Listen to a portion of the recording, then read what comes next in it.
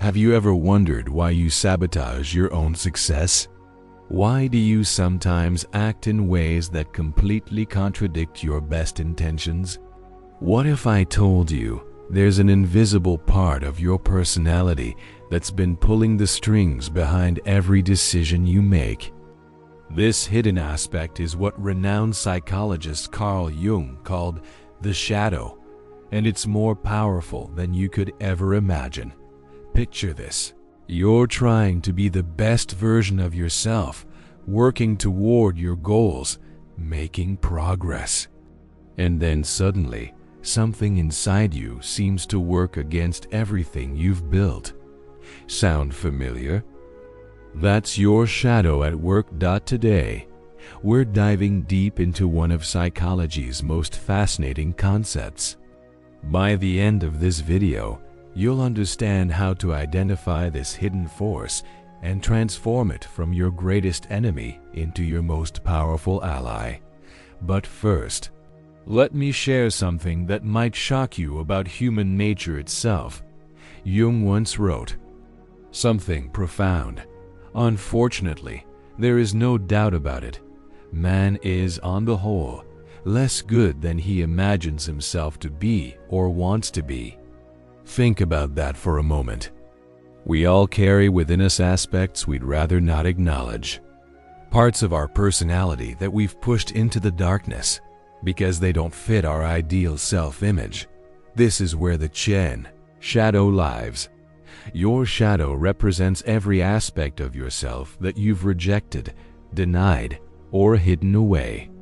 It contains your suppressed desires, your primitive instincts, your perceived weaknesses, and the parts of your personality you consider unacceptable or embarrassing. Here's what makes this so powerful. These hidden traits don't just disappear when we ignore them.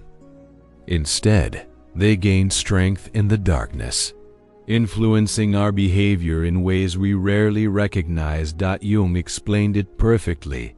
Everyone carries a shadow, and the less it is embodied in the individual's conscious life, the blacker and denser it is.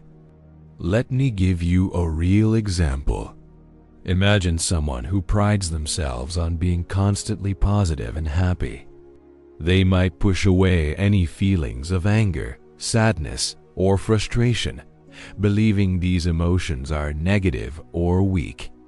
But here's the problem. Those suppressed emotions don't vanish. They accumulate in the shadow, and eventually, they'll find a way out, often at the worst possible moments. Maybe this person suddenly explodes in anger over something trivial. Maybe they become passive-aggressive without realizing it.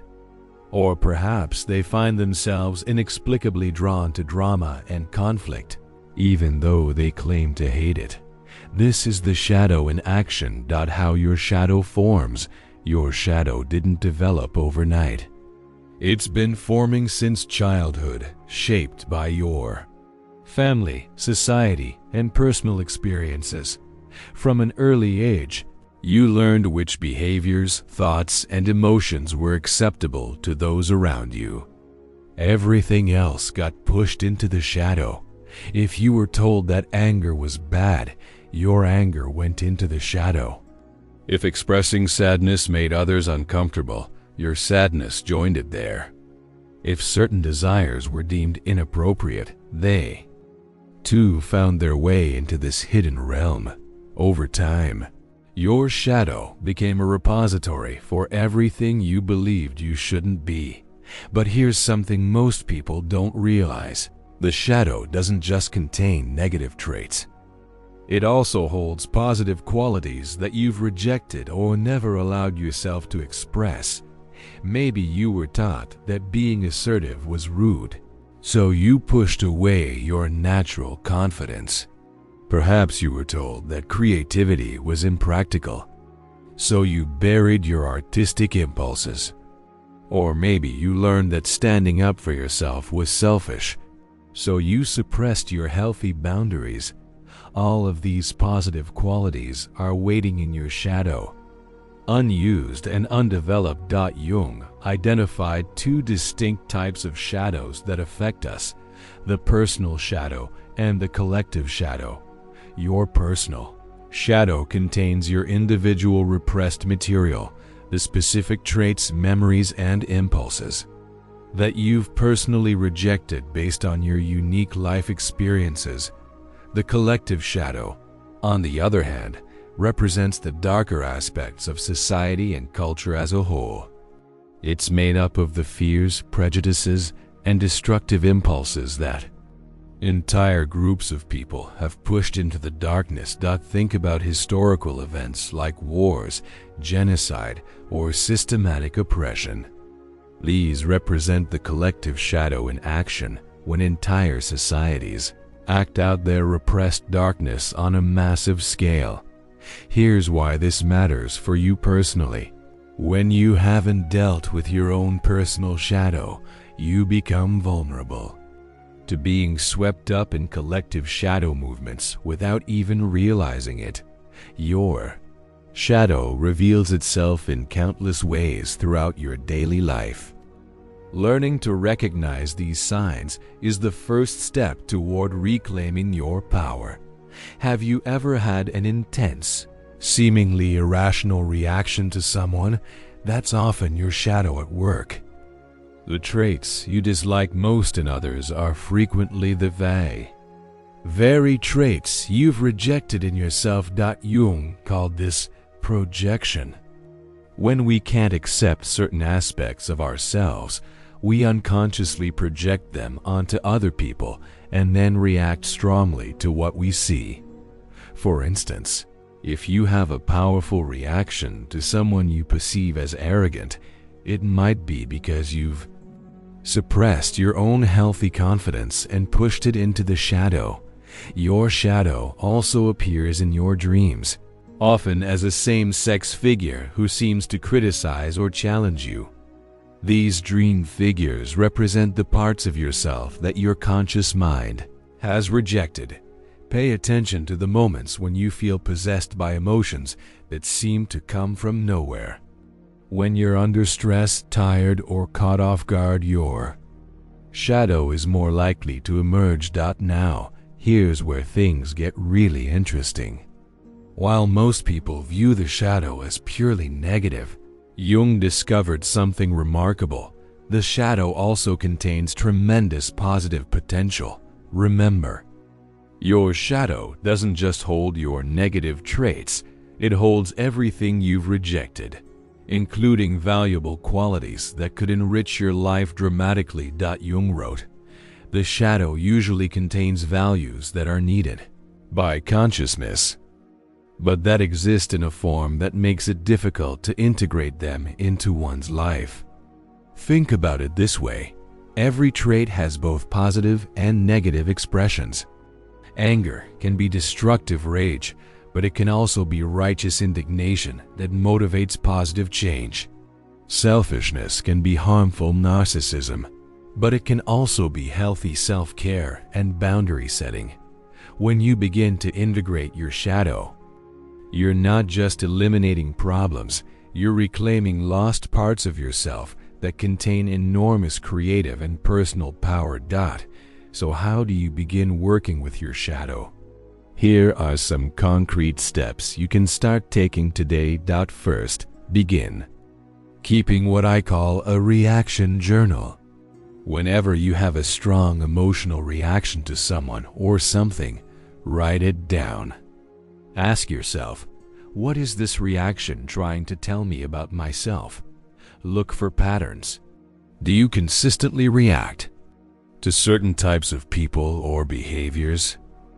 These patterns often point directly to your shadow material. Second, pay close attention to your dreams. Keep a dream journal and look for recurring figures or themes. Your shadow often appears as characters in your dreams who embody traits you've rejected. Third, practice what Jung called active imagination.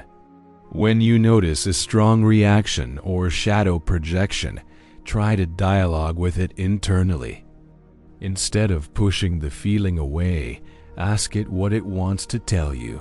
For example, if you find yourself judging someone for being too aggressive, you might ask your inner critic, "What am I afraid of about my own assertiveness? What would happen if I allowed myself to be more direct?" Fourth, look at your life from the perspective of what you're not doing. Often, our shadow contains not just negative traits we've rejected, but positive actions we're afraid to take. Are there dreams you've abandoned? Conversations you've avoided? Boundaries you haven't set? These might all be shadow material waiting to be integrated. Here's what happens when you continue to ignore your shadow. It doesn't get weaker, it gets stronger. Jung warned that if an inferiority is conscious, one always has a chance to correct it.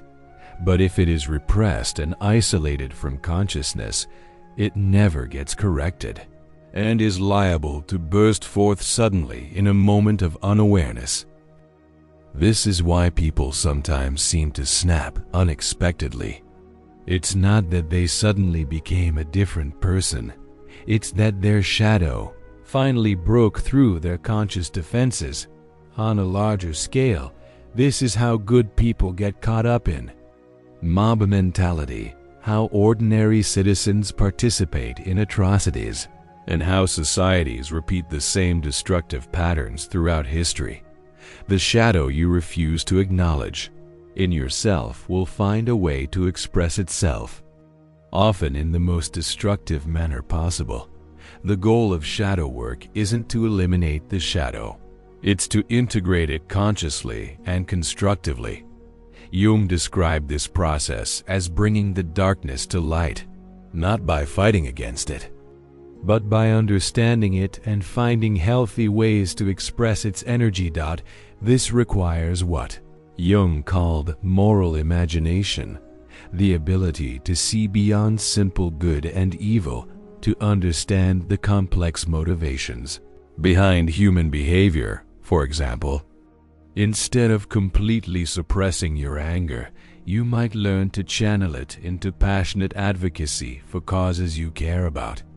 Instead of rejecting your selfishness entirely, you might develop healthy self-respect and boundary-setting skills. The integrated person isn't someone who has eliminated all negative traits. They're someone who has developed conscious relationships with all aspects of themselves. When you begin integrating your shadow, something remarkable happens. You become more authentic, more creative, and more fully alive. You stop wasting energy trying to maintain a perfect image, and you start using that energy for actual growth and contribution. You become less reactive and more responsive. You develop genuine compassion for others because you've learned to accept the full spectrum of human nature in yourself. Jung put it beautifully. One does not become enlightened by imagining figures of light, but by making the darkness conscious. This isn't about becoming a darker person, it's about becoming a more complete person. Here's something profound. When you do your own shadow work, you're not just helping yourself, you're contributing to the healing of the collective shadow as well. Every person who takes responsibility for their own darkness removes that much poison from the collective unconscious. Every individual who integrates their shadow becomes less likely to project their issues onto others or get swept up in destructive group dynamics. Jung believed that the fate of humanity depends on enough individuals taking this inner journey. He wrote, "The world hangs on a thin thread, and that thread is the psyche of man." This might sound dramatic, but consider the state of our world. Most of our global challenges, from environmental destruction to political polarization to social inequality, stem from our collective inability to deal constructively with the darker aspects of human nature. The solution doesn't start with changing others. It starts with understanding and integrating your own shadow. I want you to consider a radical shift in perspective. Instead of seeing your shadow as your enemy, what if you viewed it as your greatest teacher? Every aspect of your shadow contains important information about your authentic self and your untapped potential. Every projection reveals something you need to reclaim. Every strong reaction points to an area where growth and integration are needed. Your shadow isn't trying to destroy you, it's trying to complete you. When you approach shadow work with curiosity instead of judgment, with compassion instead of warfare, you open the door to profound transformation. Shadow work isn't something you complete once and forget about. It's an ongoing practice of self-awareness and integration that, as you grow and change, new aspects of your shadow will emerge. As society evolves, new collective shadow material will surface. This is natural and healthy. It means you're alive and growing. The goal isn't to reach a state where you no longer have a shadow. The goal is to develop an ongoing, conscious relationship with all aspects of yourself. Remember Jung's words, "There is no light without shadow and no psychic wholeness without imperfection." Your imperfections, your struggles, your rejected aspects, these aren't obstacles to overcome. They're essential parts of the human experience that, when integrated consciously, become sources of wisdom, creativity, and authentic power. So where do you start? Begin with radical honesty about yourself. Start noticing your judgments, your reactions, your projections. Keep that reaction journal I mentioned earlier.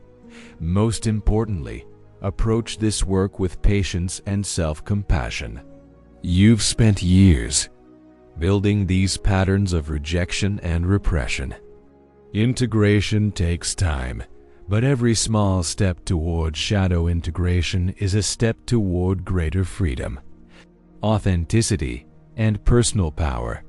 Your shadow isn't your enemy, it's the missing piece of your puzzle. And when you finally embrace it, you'll discover capabilities and depths within yourself that you never knew existed. The question isn't whether you have a shadow, everyone does. The question is whether you'll continue to let it control you from the darkness, or whether you'll bring it into the light and transform it into one of your greatest allies. The choice is yours. Your shadow is waiting. If this exploration of the shadow has resonated with you, make sure to subscribe to Sacred Patterns for more deep dives into the hidden mechanisms of the human psyche. Hit that notification bell so you never miss our latest insights into consciousness, personal transformation, and the mysteries of the mind. And remember, your journey into shadow work is just beginning. There's so much more to discover about the hidden forces shaping your life, and we're here to guide you every step of the way. What aspect of your own shadow do you recognize most clearly? Share your thoughts in the comments below. Your insights might help others on their own journey of integration and self-discovery. Until next time, keep exploring the depths of who you really are.